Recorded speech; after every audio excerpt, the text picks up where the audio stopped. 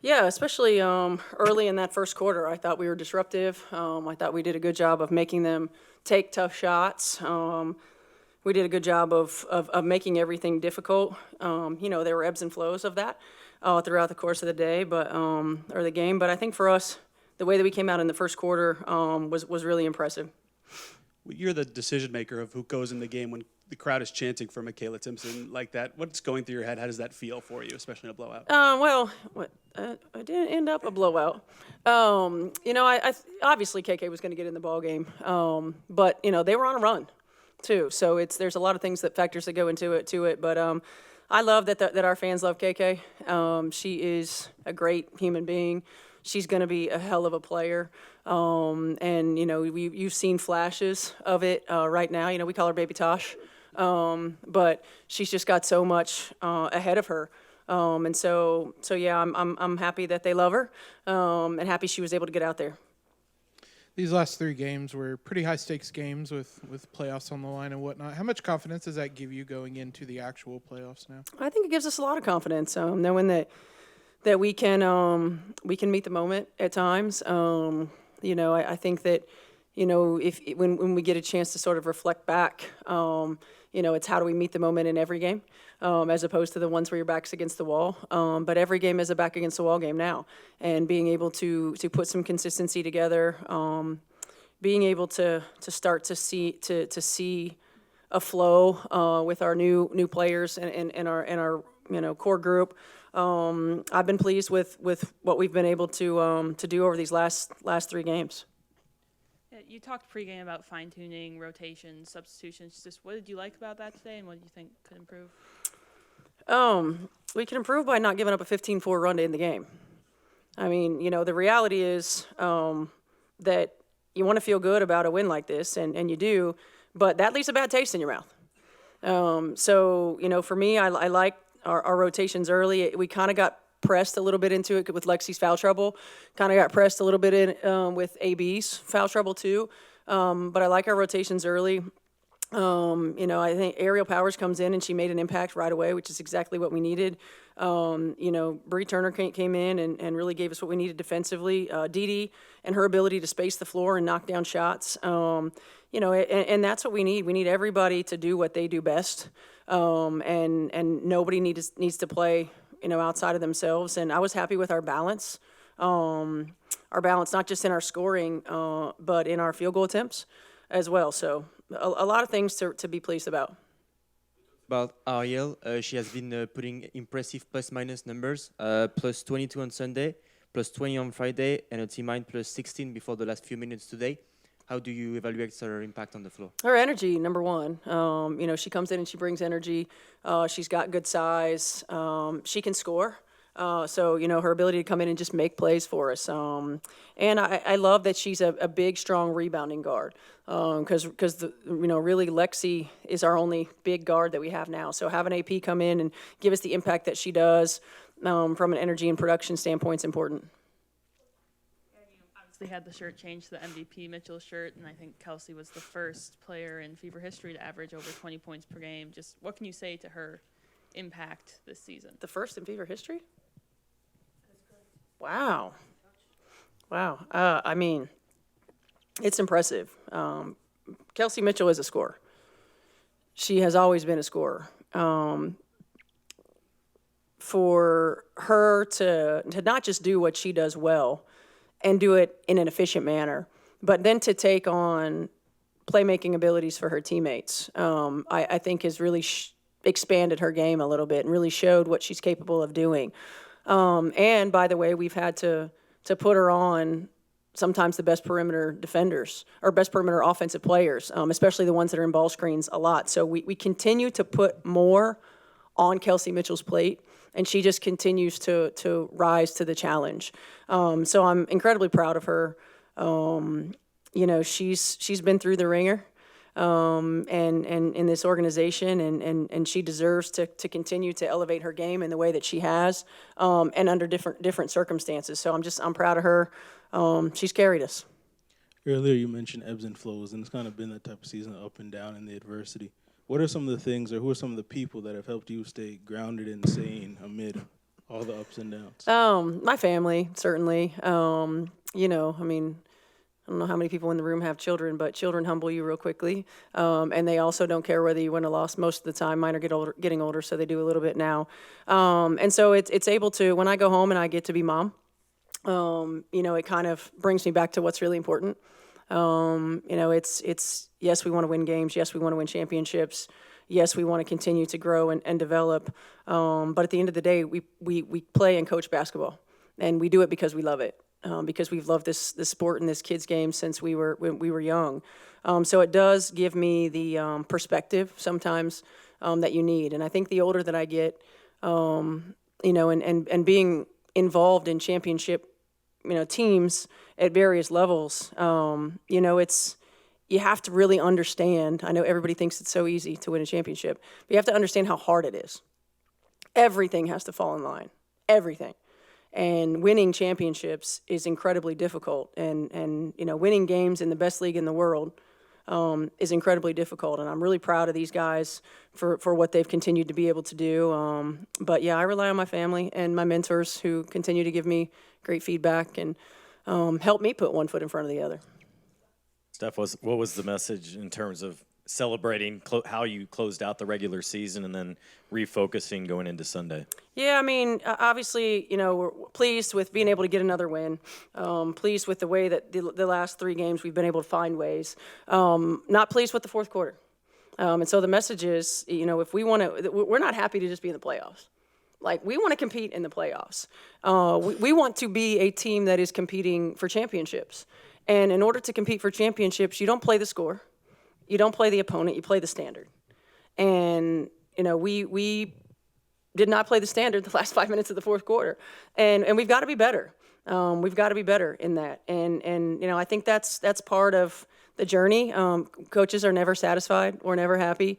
But it's also part of the mentality that we have to have as a team to accomplish the things that we want to accomplish. It's an everyday thing.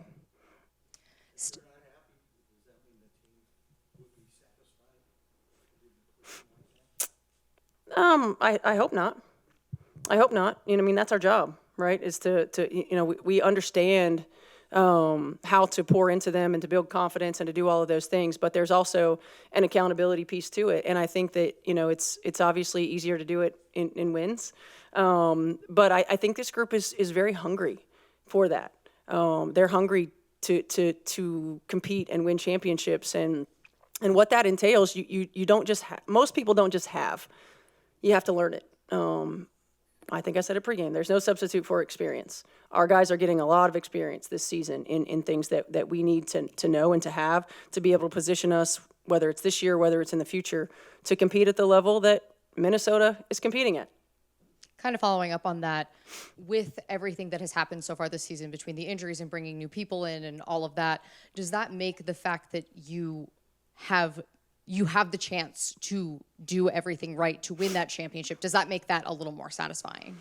I think so. You know, I think I'm careful to say satisfying as opposed to pleased, right? Like, pleased with what we've been able to do, pleased with how we've been able to do it. You know, never satisfied.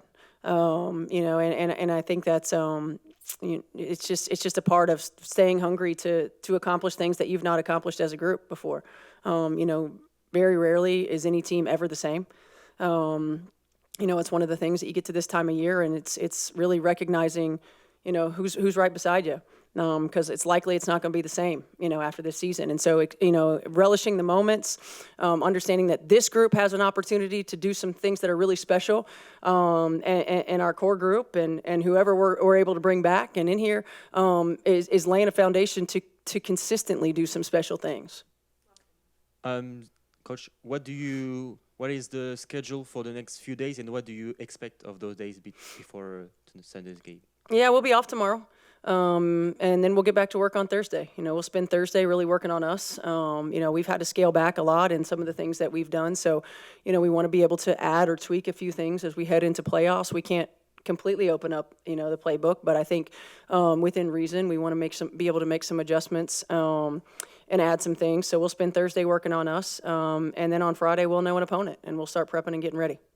I think it was more about like discipline. I know I had like a turnover on baseline, then we missed like 3 box outs, and like that's not stuff you see on the scoreboard, and that's what everybody cares about. What's only on the scoreboard. But I think in order for us to be who we need to be for a playoff run, like the rebounding, knowing who we're guarding, like not having like live ball turnovers was kind of like it was pivotal in that third quarter, and so we got gut checked because it could have easily flipped the other way. But I think you see our growth.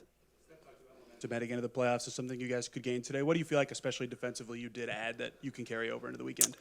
I know a lot of people will talk about Nafisa not playing, but I think they're really good with or without her. You know, they're just a really great basketball team. So I think it was a big win for us because they set the bar high standard wise. We know what to expect when it comes to Minnesota Lynx, and so I think going into the playoffs, it was big for us because being able to know guarding Courtney Williams, knowing that her thing is a pull-up, knowing that now instead of not knowing that, it's big for us because we give ourselves a chance, and if they are the standard, we get to see where we are.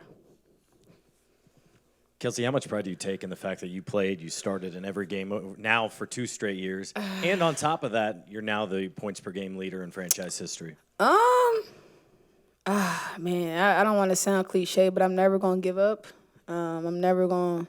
If I'm able willingly 2 feet, 2 legs, 2 arms to play the game, because a lot of people can't, I'm gonna play. It may not fall my way all the time, but you never have to worry about me not being present, especially if I don't have anywhere else to be. So that's just what that is. I'm never gonna not play and compete. You're never not gonna see me sit out if I don't need to. And so it's just about staying. I've obviously having rhythm and being who I want to be, but I'm all about basketball when it comes to like just finishing it out. Up on that, Odyssey, you've played against Kelsey a lot, but now that you're her teammate, what stands out to you about her scoring and the way she goes about working on things like that?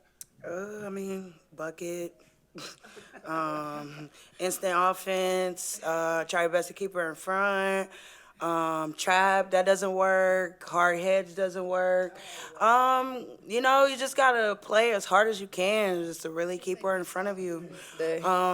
Seriously. I mean, a lot of people say, it's a fact, but you ask who's one of the toughest guards, who's one of the hardest guards to guard, she's definitely number one.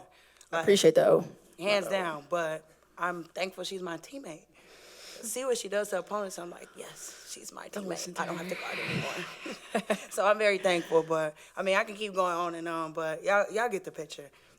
She's, like I said, she's a bucket. I'm glad to be here. I'm glad to call her my teammate.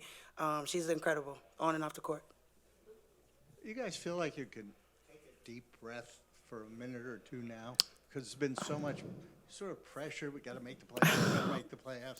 Then you did it. Now you've finished and you've got a few days before you start the playoffs. I won't speak for but I feel like we never really have off. Like, I don't think there's like off because I think like now, like mentally, it's like preparation.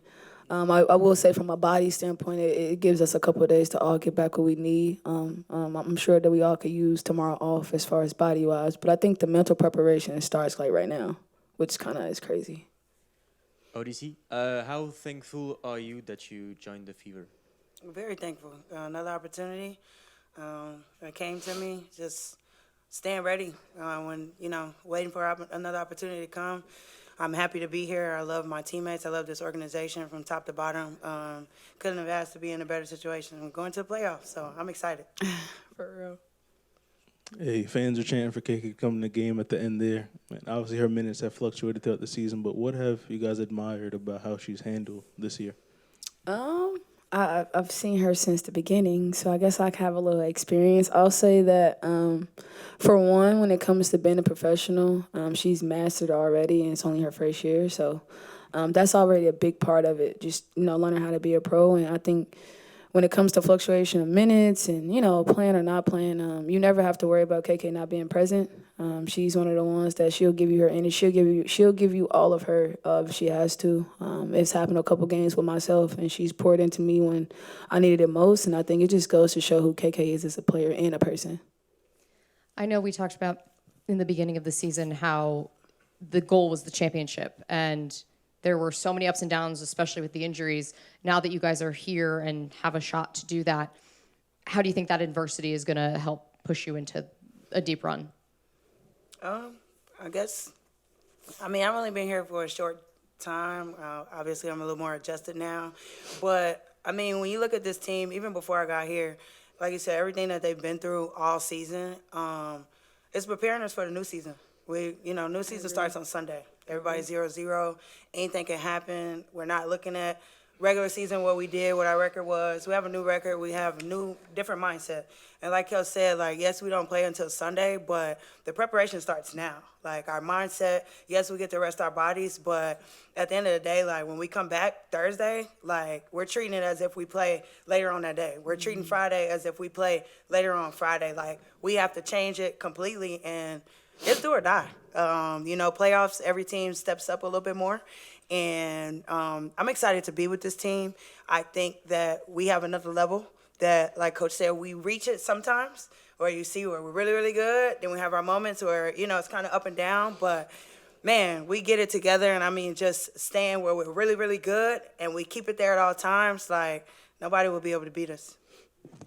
Odyssey, how significant was it for you to first have opportunity here and then show that you were a tremendous fit and maybe reaffirmed what you can do in this league to maybe thousands more people?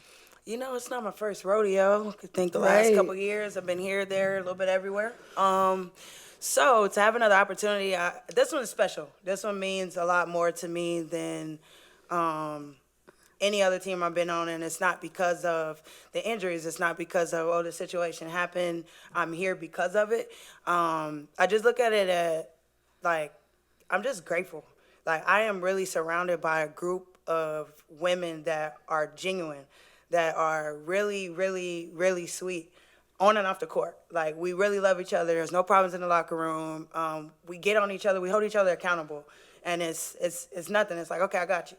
Everybody always has something to say. We pour into each other, and we keep pouring into each other. We all know it's basketball. Everybody has their days where Kels may not be, it may not be her night or it may not be AB's night, but that's what you have teammates for, to continue to talk throughout the game. Like, hey, you got it. You got the next one. Hey, you're okay. You're good. And sometimes that goes a long way, and that moment can help your teammate throughout the rest of the game. It can help them just with the confidence for the next game. You just never know. So that's key, and that's just what I'm learning with being with this group. Like, continue to pour into each other. Like, it goes a long, long way, and especially when it's genuine, it hits different.